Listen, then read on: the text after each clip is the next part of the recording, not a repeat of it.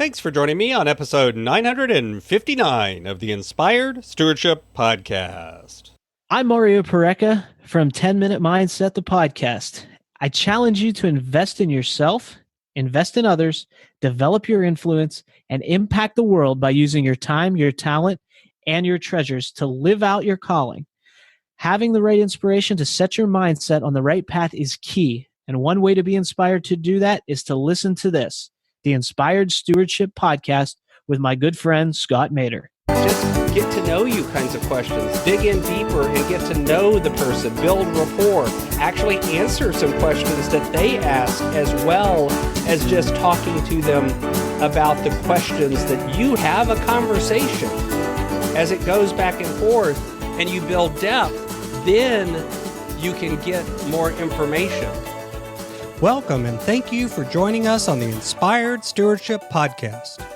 If you truly desire to become the person who God wants you to be, then you must learn to use your time, your talent, and your treasures for your true calling.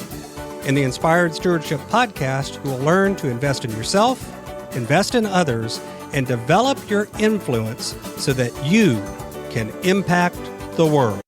In today's episode about investing in yourself through stewarding your talent, I talk with you about the surprising power of questions. I share why most people don't ask enough questions, and I also talk with you about the way and types of questions you need to ask. You've heard me talk about developing your talent, and one of the best ways to do that is through books. But if you're like most people today, it's hard to find the time to read, and that's why today's podcast is brought to you by Audible. Go to inspiredstewardship.com/Audible to sign up, and you can get a 30-day free trial. There's over 180,000 titles to choose from, and you can pick one and listen your way to developing your talents via Audible. That's inspiredstewardship.com/Audible to get your free trial and listen to great books the same way you're listening to this podcast. One of the things we all have to do throughout the day is ask and get information from other people. Maybe it's asking for a status update. Maybe it's a tense negotiation. Maybe it's dealing with something that happened with your child. Whatever it is, we always have to get information. And yet few of us are actually taught how and when and what kinds of questions to ask.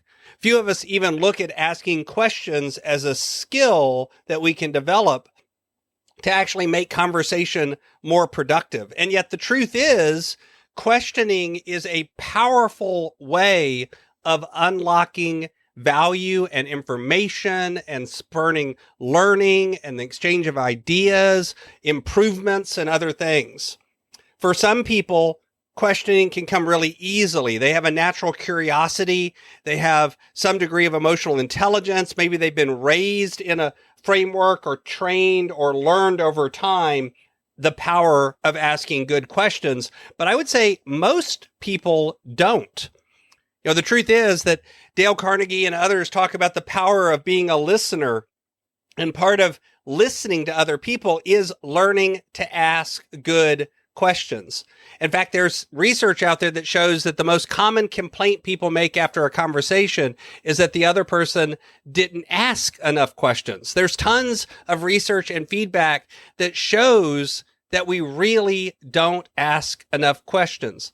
Now, for some people, the reason they don't ask questions is because they're egocentric. Maybe they're eager to impress other people with their own thoughts, stories, and ideas. Maybe they just don't even care about the conversation or the other person, or they're overconfident in their own knowledge and feel like they already know the right answers to the questions. So why ask? Sometimes people don't ask questions because they're afraid that maybe they'll ask the wrong question. They'll be seen as incompetent or unknowledgeable or rude. But I would think a lot of people just don't ask questions because they don't understand the tremendous power of asking questions. There's been research that's taken people and said, okay, this group of people, you ask a lot of questions. This group of people, you ask as few questions as you can in the conversation. And then what's interesting is they pair up people that don't ask a lot of questions with people that don't ask a lot of questions. The conversation is rated as atrocious.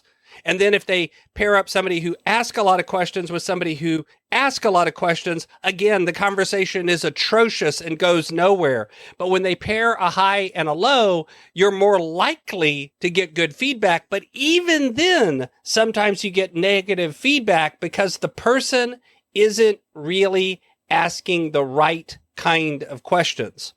Obviously, it's good to ask more questions. We just talked a lot about that.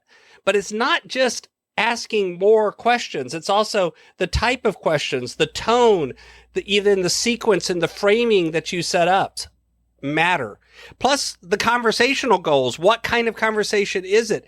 Is it one that is competitive or that has conflict in it? Or is it one that's cooperative?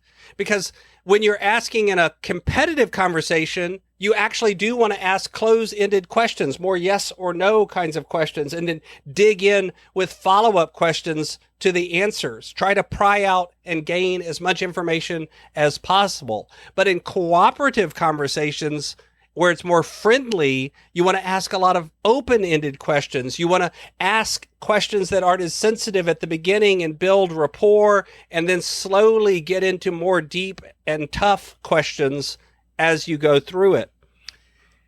The truth is, it's also about asking what are good follow-up questions. How many of you have walked into the store and you're asked the question, how are you? And our immediate answer, I'm fine, how are you?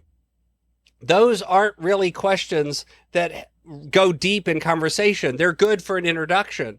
Then you can ask questions that sometimes that just change the topic.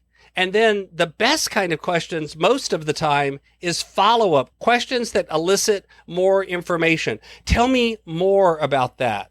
How did that make you feel? How did that experience? What did you learn from it? You can ask all sorts of open-ended follow-up questions. Truth is, the open-ended or closed-ended is an important thing. Closed-ended tends to narrow the responses. These are questions that require a yes or no kind of response or that limit the option space, while open-ended are more tell me about that kinds of questions where you begin to open up and brainstorm and get lots of different information from the person. You're opening the conversation instead of closing it. And as I said before, in general, for cooperative types of conversations, open-ended questions always rue the day. They always win. And the truth is, you also want to look at the sequence of them, because if you start with a very private, personal, in-depth question and you haven't actually built rapport and a relationship with the person, either previously or by having conversation with them, you're usually not going to get a good or honest answer. Instead, that's going to close down that conversation for you.